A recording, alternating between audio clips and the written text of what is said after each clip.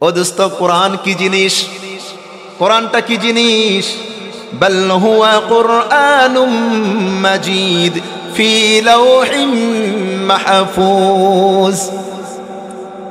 আল্লাহ বলে, দুনিয়ার মানুষ, এই কোরআন দুনিয়ার মধ্যে ছিল না, এই কোরআনটা ছিল লৌহে মাহফুজের মধ্যে। আমি আল্লাহ দয়া করে মায়া করে কোরআনটা জমিনের মধ্যে দিলাম, তোমাদেরকে দিলাম। এরে বান্দা, কেন দিলাম? কেন দিলাম তোমরা কি জানো? এ বান্দা, আমি আল্লাহ তোমাদেরকে কোরআনটা দিলাম যেন তোমরা দামি হইতে পারো, তোমরা যেন জান্নাতি হইতে পারো, জাহান্নামের আগুনে যেন তোমাদেরকে না জ্বলতে হয়। এই জন্য আমি আল্লাহ তোমাদেরকে কোরআনটা দিলাম। বলি না সুবহানাল্লাহ। কারণ কোরআনের সাথে যেই সম্পৃক্ত হবে, কোরআনের সাথে সম্পৃক্ত হবে, সেই দামি হয়ে যায়। বলেন ঠিক কি ঠিক না? এই দোস্ত, একটু খেয়াল করেন, এই কোরআনে কারীম ছিল লৌহে মাহফুজের মধ্যে। এই কোরআন লৌহে মাহফুজ থেকে প্রথম আকাশের মধ্যে নাজিল হয় একটি রাত্রে, যেই রাতের নাম শবে কদর, সাইয়্যিদুল লায়ালি, সবচেয়ে দামি রাত। কেমন রাত? কেমন রাত? আল্লাহ তাআলা বলেন, লাইলাতুল কদর এমন একটা রাত, লাইলাতুল কদরি খায়রুম মিন আলফি শাহর। আল্লাহ বলেন, ও দুনিয়ার মানুষ, হাজার মাস ইবাদত করলে যত সওয়াব, এক লাইলাতুল কদর ইবাদত করলে এর চেয়ে বেশি সওয়াব। এই লাইলাতুল কদরে কোরআন নাজিল হয়। যদি বলি, রে ভাই, কোন মাসে কোরআনটা নাজিল হয়েছে? আপনারা বলবেন রমজান মাসে কোরআন নাজিল হয়েছে। তাহলে রমজান মাসটা কেমন? শাহরু রমাদান আল্লাযী উনজিলা ফীহিল কুরআন। যেই মাসে কোরআন নাজিল হলো সেই মাসটা হলো সাইয়্যিদুশ শুহুর, সবচেয়ে দামি মাস, সবচেয়ে দামি মাস। এর চেয়ে দামি আর কোনো মাস হইতে পারে না। বলেন ঠিক কি ঠিক না? এ ভাই, কোরআনটা আসমান থেকে এমনিতে আসে নাই, একজনে বহন করে আনছেন, একজন ফেরেশতা। যেই ফেরেশতার নাম হলো জিবরাইল। তিনি কেমন ফেরেশতা? সাইয়্যিদুল মালাইকা, সবচেয়ে দামি ফেরেশতা। সুবহানাল্লাহ। এই কোরআন আদম নবীর উপরে নাজিল হয় নাই, নূহ নবীর উপর নাজিল হয় নাই, এই কোরআন ইব্রাহিম নবীর উপর নাজিল হয় নাই, এই কোরআনটা ইসমাঈল নবীর উপর নাজিল হয় নাই, এই কোরআন মূসা নবী, ঈসা নবী কারো উপর নাজিল হয় নাই। এই কোরআনটা নাজিল হয়েছে আমাদের নবী রাহমাতুল লিল আলামিন সাল্লাল্লাহু আলাইহি ওয়াসাল্লামের উপর। বলেন ঠিক কি ঠিক না? আমাদের নবীটা কেমন নবী? সাইয়্যিদুল আম্বিয়া, সমস্ত নবীদের নেতা, সমস্ত নবীদের সরদার। আমাদের নবীর উপরে কোরআনটা নাজিল হয়েছে। বলেন ঠিক কি ঠিক না? এ ভাই, কোরআনটা কোন শহরে নাজিল হয়েছে? America, London? না না না, এই পৃথিবীর মধ্যে সবচেয়ে দামি শহর মক্কা, মক্কাতুল মুকাররমা। আর একটা দামি শহর মদিনাতুল মুনাওয়ারা। আল্লাহ তাআলার কোরআন মক্কায় নাজিল হলো। মক্কা সবচেয়ে দামি শহর, মদিনাতে কোরআন নাজিল হয়। মদিনা হলো সবচেয়ে দামি শহর। বলি না সুবহানাল্লাহ। এরে ভাই, এই কোরআনটা নাজিল হলো এমন একটা ভাষায়, যেই ভাষাটা আরবি ভাষা। বলেন ঠিক কি ঠিক না? পৃথিবীর মধ্যে সবচেয়ে দামি ভাষা আরবি ভাষা। কবরের ভাষা আরবি ভাষা, জান্নাতের ভাষা আরবি ভাষা। আল্লাহ তাআলা কোরআনটা নাজিল করলেন আরবি ভাষায়। বলি না সুবহানাল্লাহ। এ ভাই, এই পৃথিবীর মধ্যে সবচেয়ে দামি মানুষ কোন মানুষ? আমরা তো মনে করি আমাদের প্রধানমন্ত্রী দামি, প্রেসিডেন্ট দামি, এমপি মন্ত্রী দামি, বাড়িওয়ালা, গাড়িওয়ালা, টাকাওয়ালা, সম্পদওয়ালা দামি। আমরা তো মনে করি মেম্বার, চেয়ারম্যান দামি। আল্লাহর নবী বলেন, আরে না, খায়রুকুম মান তাআল্লামাল কুরআনা ওয়া আল্লামা। দয়ার নবী, মায়ার নবী বলেন, উম্মত, এই পৃথিবীর মধ্যে সবচেয়ে দামি মানুষ হলো যারা কোরআন পড়ে এবং কোরআন পড়ায়। এ ভাই বাবা, আমার অনেক মা বোনরা আজকে আলোচনাগুলি শুনেন। এখানে যারা আছি অনেকেই বাবা, আমার মা বোনদের মধ্যে অনেকেই মা। কিন্তু নবীজি বলেন, উম্মত, এই পৃথিবীর মধ্যে যারা বাবা হয়েছে, যারা মা, মনে রাখবা ওই বাবা হলো সবচেয়ে দামি বাবা, যেই বাবার সন্তানগুলি কোরআন পড়ে। ওই মা হলো সবচেয়ে দামি মা, যেই মায়ের সন্তান কোরআন পড়ে সুবহানাল্লাহ। এ ভাই, আপনারও ঘর, আমারও ঘর, মা বোনদেরও ঘর, প্রত্যেকের ঘর আছে, কিন্তু সবচেয়ে দামি ঘর, সবচেয়ে দামি ঘর ওই ঘর, ওই বাসা, দামি বাসা, যেই বাসার মধ্যে, যেই ঘরের মধ্যে কোরআনে কারিম তেলাওয়াত হয়। এরে ভাই, এই পৃথিবীর মধ্যে টাকাওয়ালার অভাব নাই, অভাব নাই নাকি অভাব আছে? এমন অনেক টাকাওয়ালা, অর্থওয়ালা বাংলাদেশের মধ্যে, অভাব নাই, টাকা কোথায় খরচ করবে জায়গা পায় না। এমন বহুত লোক, অনেক অনেক লোক, হাজার হাজার লোক হয়তো আমরা জানি না তাদের টাকাটা কোথায় খরচ করবে, খরচ করার জায়গাও নাই। কিন্তু মনে রাখবেন, ওই টাকাওয়ালা, দামি টাকাওয়ালা, যেই টাকাওয়ালার টাকা কোরআনের জন্য ব্যয় হয়, টাকাওয়ালার টাকা কোরআনে কারিমের জন্য খরচ হয়, ওই টাকাওয়ালা হলো দামি টাকাওয়ালা। এ ভাই, খুব খেয়াল করবেন, লম্বা আলোচনা করলে কিন্তু লাভ হবে না, শুনলেও লাভ নাই। কারণ আমার একটা স্লোগান, আলোচনা হবে কম, ওয়াজ হবে কম, আমল হবে বেশি, কথা হবে কম, কাজ হবে বেশি। বলেন ঠিক কি ঠিক না?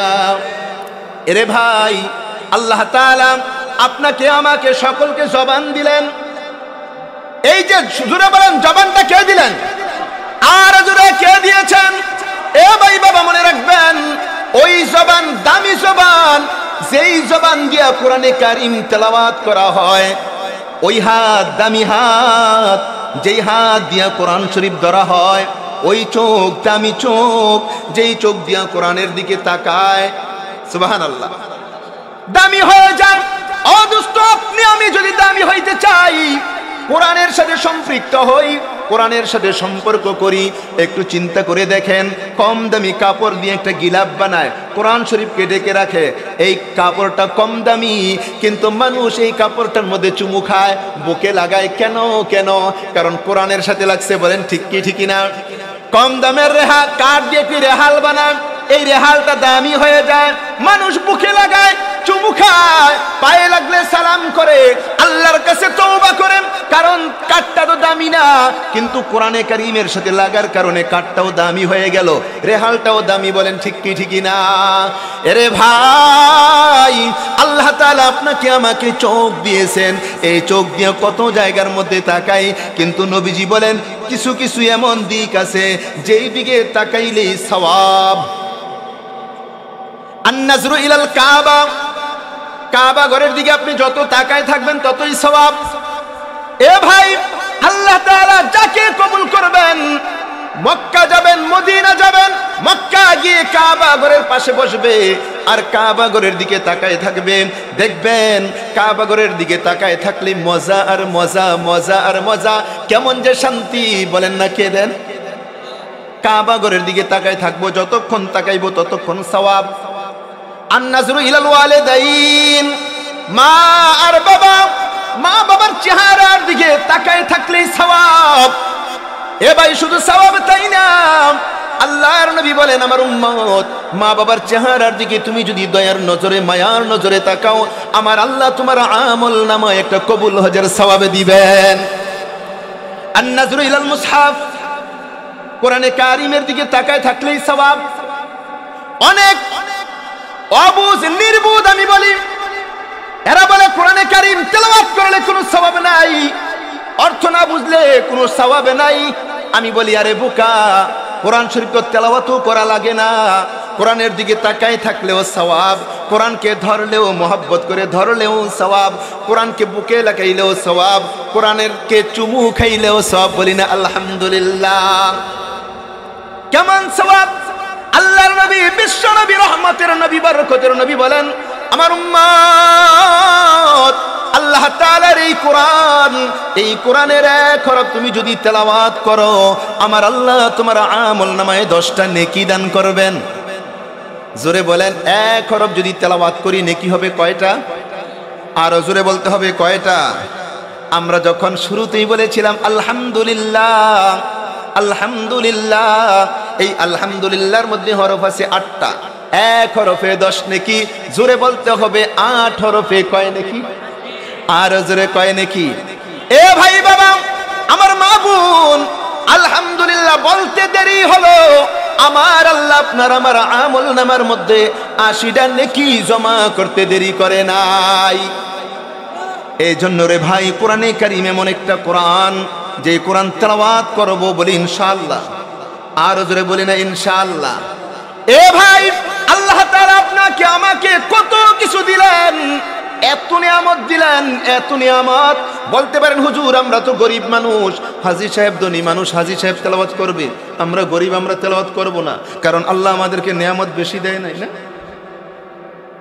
এ ভাই বাবা, আপনার মাথা থেকে পা পর্যন্ত কোটি কোটি টাকার নিয়ামত কে দিয়েছেন?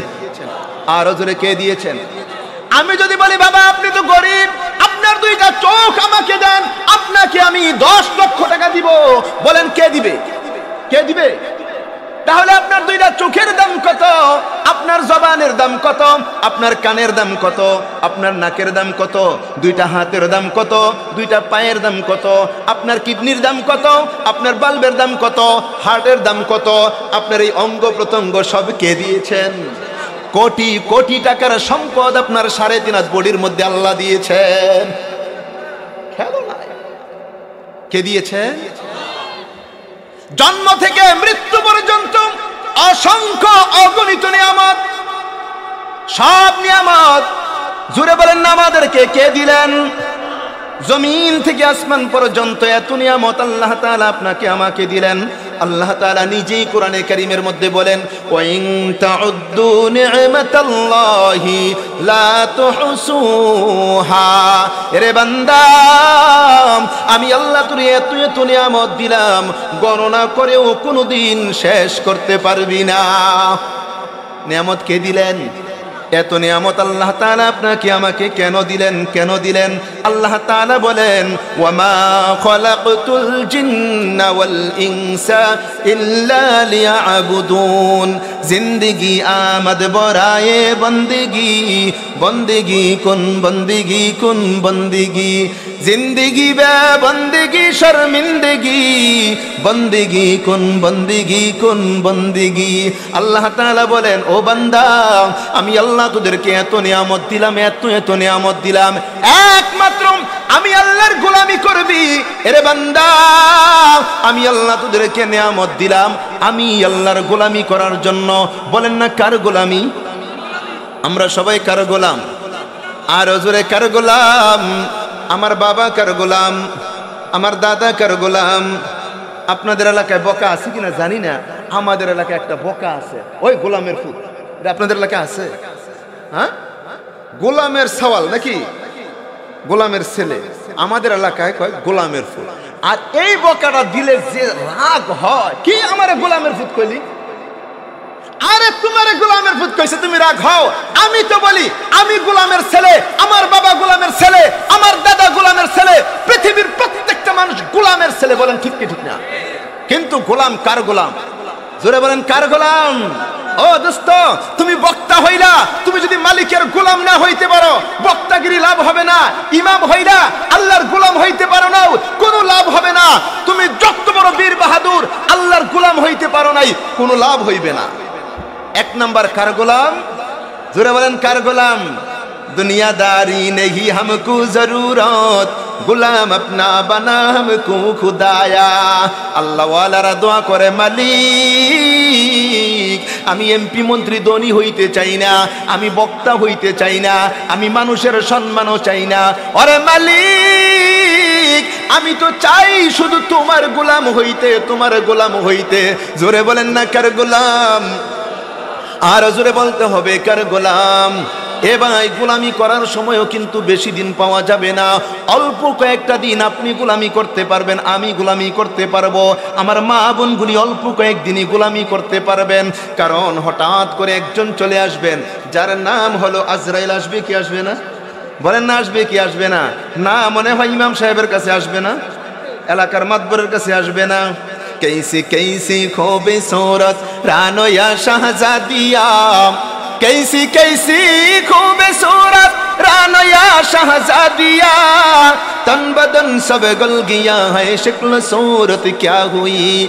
कैसी कैसी ताजदारो पादशाह चल गई, वो खजीना बाला खाना शान शौकत क्या हुई। मौतु का सिन कुल्लो नासिन शारबून, कब्र बैतिन कुल्लो नासिन दाखिलून। यही हम सब मुसाफिर है, कब्र आखिर ठिकाना। कोई आगे रवाना है, कोई पीछे रवाना। ए भाई बाबा, এই পৃথিবীর মধ্যে এত সুন্দর সুন্দর মানুষ আমার আল্লাহ দুনিয়ার মধ্যে পাঠাইছিলেন, যেই মানুষগুলির চেহারার দিকে তাকাইলে ক্ষুধা নিবারণ হয়ে যাইত। শুধু তাই না রে ভাই, এত বড় বড় বাচ্চাদেরকে আল্লাহ দুনিয়ার মধ্যে পাঠিয়েছিলেন, যারা পুরো পৃথিবী শাসন করেছিলেন। যাও যাও গিয়ে দেখো তাদের কবরগুলিকে দেখো। এ ভাই, কবরের মধ্যে চিহ্নও নাই, হাড্ডি পর্যন্ত নাই, মাটির সাথে মিশে মাটি হয়ে গেছে। ও ভাই বাবা, আমার মা বোন, আপনি আমি আমরা সবাই তো কবরের মধ্যে যাব, বলেন যাইতে হবে কি হবে না? অনেকে যদি মনে করি না আমি তো এলাকার মাতবর, আমি তো বড় নেতা, আমি তো বড় লিডার, আমি তো কবরে যাব না, বাঁচতে পারবে? বলেন না বাঁচতে পারবে? এ ভাই, আমরা কিন্তু পায়ের মধ্যে ধরে বুঝাই যাই, এরে ভাই কবর থেকে বাঁচার ক্ষমতা কারো নাই। কিন্তু আমরা যতই বলি তারা তো বলে হুজুরের কথা হুজুর বলবে, দুনিয়াটা মস্ত বড়, খাও দাও ফুর্তি করো। এমন কিছু লোক আছে না নাই? বলেন না আছে না নাই? কাগজ কাট করে ঘুরি বানা করে छोड़ दे मौलार हवा में, कागज कट कर गुरी बना कर छोड़ दे मौलार हवा में। गुरी बेचारा क्या करेंगे डुरी मौलार हाथ में। छोटो बच्चारा कागज केटे गुरी बनाए, गुरीटा जखन आकाशेर मध्य छेड़े देय, गुरी एकबार डाने जाए और एकबार बामे जाए। गुरी तो मने मने चिंता करे, आमी एई महाकाश शून्य आकाश पाइलाम, डाने गेले केउ बाधा देय ना, बामे गेले केउ निषेध करे ना, सामनेও যাইতে পারি পিছনেও যাইতে পারি। কিন্তু মনে রাখবেন, ছোট বাচ্চা যখন সুতা ধরে টান দিবে, এইবার কিন্তু গুড়িটা সোজা হয়ে যায়। আস্তে করে বাচ্চার হাতে গুড়ি ধরা পড়ে। বলেন ঠিক কি ঠিকই না? আল্লাহ তাআলা বলেন, ও দুনিয়ার মানুষ, তোমরা তো মনে করো দুনিয়াটা মস্ত বড়, খাও দাও ফুর্তি করো। ইমাম উলামায়ে কেরামের বিরুদ্ধে বললেও তোমাদেরকে কেউ বাধা দেয় না, কোরআনের বিরুদ্ধে কথা বললেও কেউ নিষেধ করে না। কিন্তু মানুষ, আমি আল্লাহ কিন্তু তোমাদেরকে এইভাবে ছেড়ে দেই নাই, বরং আমি আল্লাহ তোমাদের পিছনে একটা কুদরতি সুতা লাগাই রাখলাম। হঠাৎ করে আমি আল্লাহ যখন সুতা ধরে টান দিব, এই পৃথিবীর যত বীর বাহাদুর, যত ক্ষমতার মালিক সকলকে সোজা হইতে হবে। বলেন ঠিক কি ঠিকই না? সবাইকে কিন্তু সোজা হইতে হবে। এ ভাই, আপনিও কবরে যাবেন, আমিও কবরে যাব, যাইতে হবে কি হবে না? যারা নামাজ পড়ে তারাও কবরে যাবেন, বেনামাজিরাও কবরে যাবেন। আজকে যারা মাহফিলের মধ্যে আসলেন আপনারাও কবরে যাবেন, আজকে যারা মাহফিলের মধ্যে আসে নাই তারাও কবরে যাবে। যারা জিকির করে তারাও কবরে যাবে, যারা জিকির করে না তারাও কবরে যাবে, যারা কোরআন পড়ে তারাও কবরে যাবে, যারা গান গায় তারাও কবরে যাবে। বলেন ঠিক কি ঠিক না? এ ভাই, কিন্তু মনে রাখবেন, কবরে যখন আল্লাহওয়ালারা কবরে যাবে, যারা দুনিয়ার মধ্যে মালিকের গোলামি করার পরে কবরে যাবে, আল্লাহ তাআলা বলবেন, ও ফেরেশতারা শোনো গো, যারা আমি আল্লাহর গোলামি দুনিয়ার মধ্যে করলো, এই লোকটা যখন কবরের মধ্যে আসলো, এই মহিলা যখন কবরের মধ্যে আসলো, আমি আল্লাহর কথা মানছে, নবীজির পথে চলছে, কবরের মধ্যে আসছে, ও ফেরেশতারা শোনো শোনো, আমি আল্লাহর গোলামি দুনিয়ার মধ্যে করলো, এই লোকটা কবরে আসলো, আমি আল্লাহ তাকে এখন গোলাম বলে ডাক দিব না, আমি আল্লাহ ঘোষণা দিলাম সে হলো আমার বন্ধু। দুনিয়ার মধ্যে গোলামি করলে আল্লাহ ঘোষণা দিবেন আমার বন্ধু কবরে আসছে। আর কবরে যাওয়ার সাথে সাথে আল্লাহ বলবেন, ফেরেশতারা যাও, আমার বন্ধু কবরের মধ্যে আসছে, কবরটা জান্নাতের বাগান করে দাও, জান্নাত রিয়াজুল জান্নাহ বানিয়ে দাও, আমার বন্ধুর জন্য কবরে জান্নাতের বিছানা বিছিয়ে দাও, আমার বন্ধুর জন্য কবরটা নূরে নূরান্বিত করে দাও। ও ফেরেশতারা যাও, আমার বন্ধু কবরে থাকবে, একা একা থাকবে না, আমার বন্ধুর জন্য কবরের সাথীর ব্যবস্থা করে দাও। হ্যাঁ, আপনার আমার কবরের সাথী হয়ে যাবে। আপনার আমার নামাজগুলি আমাদের ডান পাশে থাকবে, আপনার আমার রোজাগুলি আমাদের বাম পাশে থাকবে, আপনার আমার তেলাওয়াতগুলি আমাদের মাথার পাশে থাকবে, আপনার আমার দান সদকা যাকাত মাদ্রাসার জন্য দান করলাম এগুলি আমার পায়ের কাছে থাকবে। চতুর্পাশে সাথীর অভাব নাই। আরামে আরামে আপনি একটা বিছানার মধ্যে শুয়ে যাবেন, শুইতে দেরি হবে, ঘুম আসতে দেরি হবে না। আল্লাহওয়ালারা কবরে যাবেন, এমন একটা ঘুম, মজার ঘুম, এক ঘুমে কিয়ামত শুরু হয়ে যাবে। ইসরাফিল আলাইহিস সালাম যখন সিংহের মধ্যে ফু দিবে আপনি ঘুমাইবেন, আল্লাহওয়ালারা ঘুমাইবো। আল্লাহ যেন আমাদেরকেও ঘুম পাড়ায়, বলি না আমিন। এমন মজার ঘুম। ইসরাফিল আলাইহিস সালাম যখন সিংহের মধ্যে ফু দিবে ফেরেশতারা এসে ডাকবে, ও হাজী সাহেব আর কত ঘুমাইবেন, উঠেন উঠেন উঠেন। হাজী সাহেব উঠতে চাবে না, ইমাম সাহেব উঠতে চাবে না, এলাকার মুরব্বীরা উঠতে চাবে না, মা বোনরা উঠতে চাবে না। তখন তারা বলবে, অলু ইয়া ওয়াইলানা মান বাআথানা মিন মারকাদিনা। এ কি হলো, কি হলো, মাত্র ঘুমাইলাম, মজার ঘুম, চোখ দুইটা একসাথে লাগলো, কেন আমাদেরকে ডাকো, কেন আমাদেরকে ডাকো? ফেরেশতারা বলবে, না রে না, মাত্র তো ঘুমাও নাই, হাজার হাজার বছর তুমি ঘুমিয়েছিলা, এইবার ওঠো, কিয়ামত শুরু হয়ে গেছে। কিয়ামতের কথা যখন শুনবে মানুষ পাগলের মতো হয়ে যাবে। খৌফে খোদা রজমে হাশর, নফসি নফসি হর পয়গম্বর, উম্মতি উম্মতি কাহে মিমো হাও মিমো দল। মানুষগুলি পাগলের মতো হয়ে যাবেন, দৌড়াদৌড়ি শুরু করবে, ইয়া নফসি করে চিৎকার শুরু করবে। আমার বেরা, হাসরের ময়দানটা কায়েম হয়ে যাবে। জানেন কি হাসরের ময়দানটা কেমন হবে? আম্মা জানা আয়েশা সিদ্দিকা রাদিয়াল্লাহু তাআলা আনহা দয়ার নবী মায়ার নবীকে বলেন, ওগো নবী, হাসরের ময়দানটা কেমন হবে? দয়ার নবী বলেন, আয়েশা রে, হাসরের ময়দানটা হবে এমন, পুরুষ মহিলা সমস্ত মানুষ ইয়া নফসি করে চিৎকার করবে। আয়েশা, ওই হাসরের ময়দানে পুরুষ মহিলা কারো মাথার মধ্যে কাপড় থাকবে না, গায়ের মধ্যে পোশাক থাকবে না, পায়ের মধ্যে জুতা স্যান্ডেল থাকবে না। মানুষগুলি উলঙ্গ ফুলঙ্গ হইয়া আউলা কেশে পাগলের বেশি ইয়া নফসি করে চিৎকার করবে। আম্মা জানা আয়েশা বলেন, ওগো নবী, মানুষগুলি যখন ইয়া নফসি করে চিৎকার করবে, কারো গায়ের মধ্যে পোশাক থাকবে না, উলঙ্গ অবস্থায় চিৎকার করবে।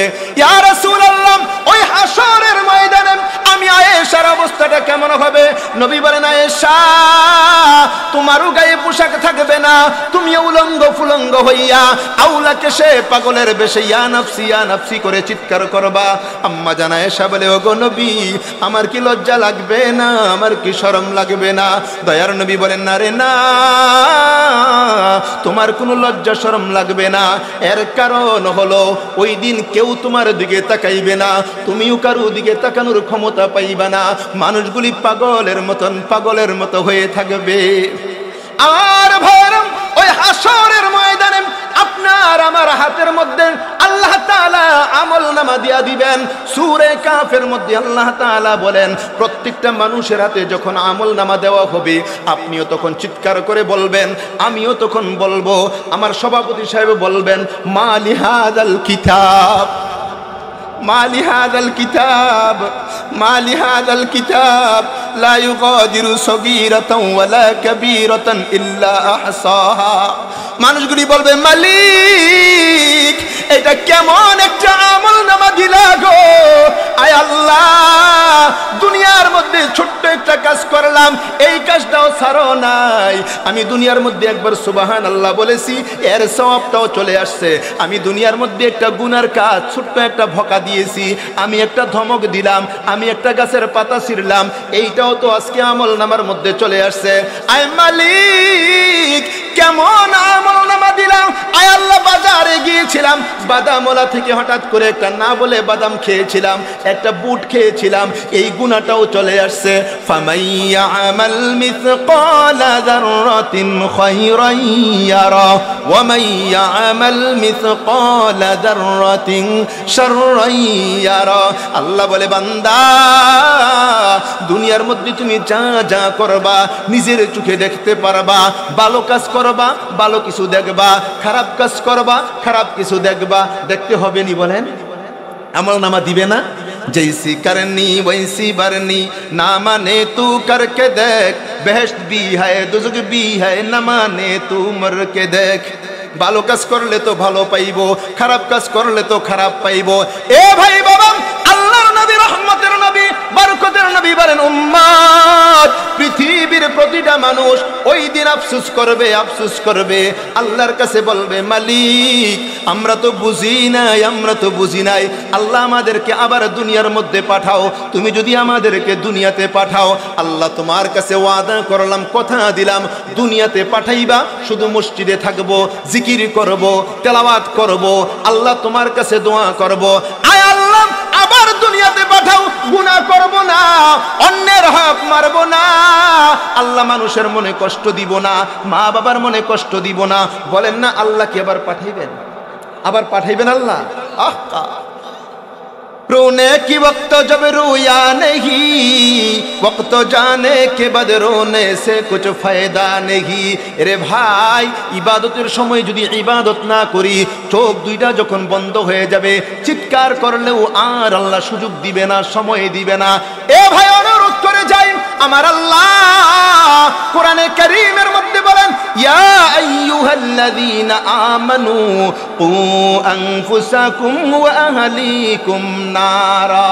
আল্লাহ তাআলা বড় আদর করে, দয়া করে, মায়া করে ডাক দিলেন, ইমানদার বান্দা বান্দি, আমি আল্লাহকে যারা বিশ্বাস করো, নবীকে যারা বিশ্বাস করো, কোরআনকে যারা বিশ্বাস করো, ফেরেশতাদেরকে যারা বিশ্বাস করো, জান্নাত জাহান্নাম যারা বিশ্বাস করো, তাকবীর ভাগ্য যারা বিশ্বাস করো, এ মুমিন ইমানদার, আমি আল্লাহ জান্নাত বানাইলাম, আমি আল্লাহ জাহান্নাম বানাইলাম। কিন্তু মুমিন ইমানদার বান্দা বান্দি, শোনো গো, তোমরা কিন্তু জাহান্নামের আগুন থেকে বাঁচো, তোমরা গুনার কাজ করিও না, গুনার কাজ করিও না।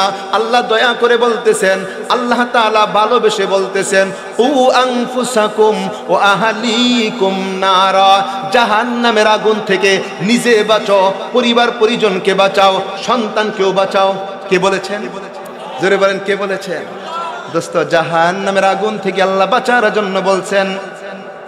এ ভাই, একটু খেয়াল করেন, লম্বা আলোচনা কিন্তু করা যাবে না। দুনিয়ার আগুন থেকে বাঁচার জন্য আল্লাহ বলে নাই, আল্লাহ বলছেন, বান্দা, জাহান্নামের আগুন থেকে বাঁচো। এ ভাই, দুনিয়ার আগুন আর জাহান্নামের আগুন কেমন আগুন? দুনিয়ার আগুন এর চেয়ে কত গুণ বেশি উত্তপ্ত হবে, তাপ হবে জাহান্নামের আগুন। কিন্তু দুনিয়ার আগুনই তো আমরা সহ্য করতে পারি না, পারি বলেন? দুনিয়ার আগুন থেকে আমরা কত দূরে থাকি, সতর্ক থাকি। আল্লাহর কাছে মাঝে মধ্যে দোয়া করি, ওরে মালিক, আমাদেরকে আগুনে পোড়াইয়া মাইরো না, পানিতে ডুবাইয়া মাইরো না, আল্লাহ আমাদেরকে অ্যাক্সিডেন্ট দিয়ে মাইরো না। দোয়া করি কি করি না? করি না? কারণ আগুনকে আমরা বড় ভয় পাই, আগুনকে বড় ভয় পাই।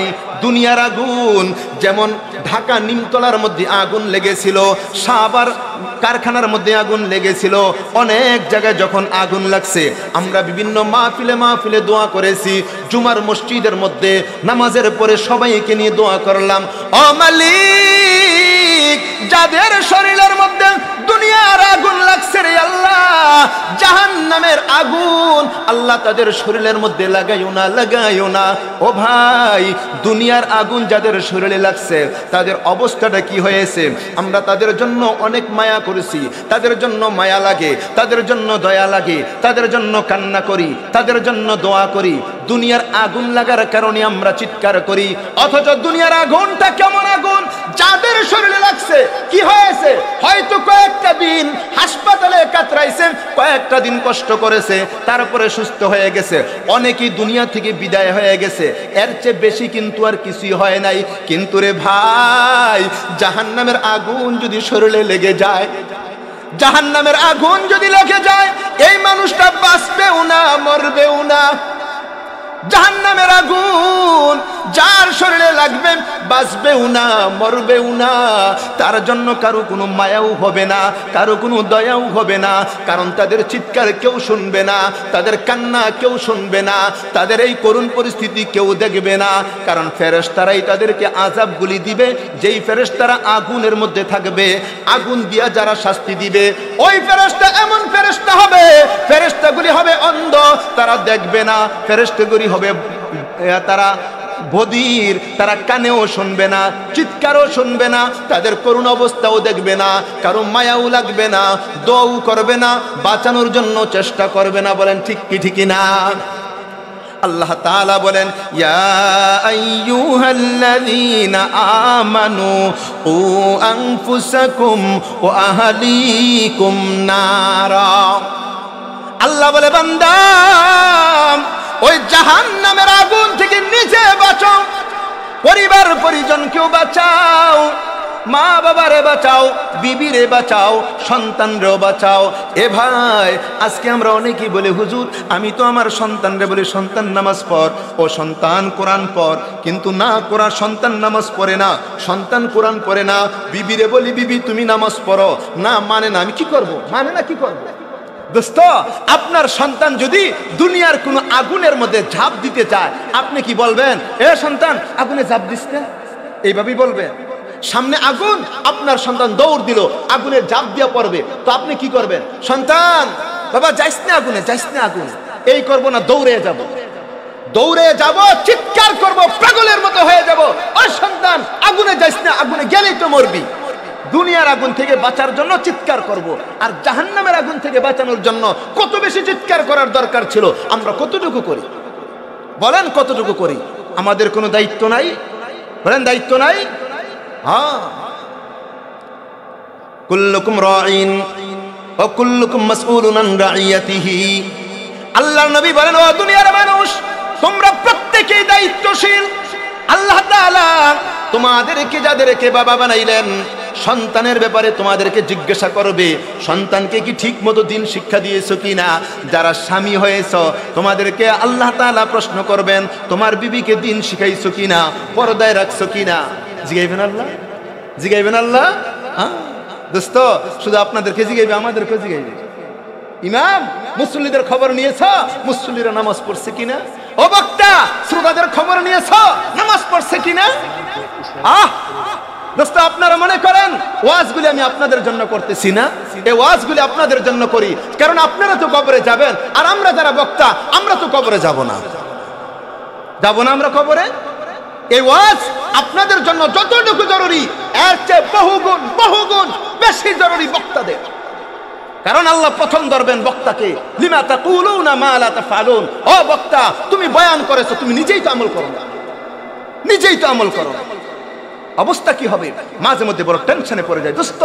জুমার বয়ান করি, যখন মিম্বরে বসে বয়ান করি, খুতবা দেই, মাহফিলে বয়ান করি, আলোচনা করি, টেনশনে পড়ে যাই, ও মালিক আমি কি করতেছি, আমি কি করতেছি, আমি কেন বয়ান করি, আমি কেন নামাজ পড়াই? মানুষ আমাকে ইমাম বলবে, মানুষ আমাকে বক্তা বলবে, মানুষ আমাকে সম্মান করবে, মানুষ আমাকে হাদিয়া দিবে, মানুষ আমাকে সালাম দিবে। এই জন্য যদি ইমামতি হয়, এই জন্য যদি খতিবগিরি হয়, এই জন্য যদি বক্তাগিরি হয়, তাহলে আমার অবস্থাটা কি হবে? আমি কবরে গিয়ে আল্লাহর কাছে আমি কি জবাব দিব? দোস্ত, মাঝে মধ্যে টেনশনে বড় কঠিন অবস্থা হয়ে যায়। আরে আমার কি অবস্থা? এ ওয়াজ শুধু আপনার জন্য, আর কারোর জন্য না, না না, এক নাম্বার তো বক্তার জন্য। আল্লাহ তাআলা যেন বক্তা শ্রোতা সকলকে আমল করার জন্য কবুল করেন। আর জোরে বলি না আমিন।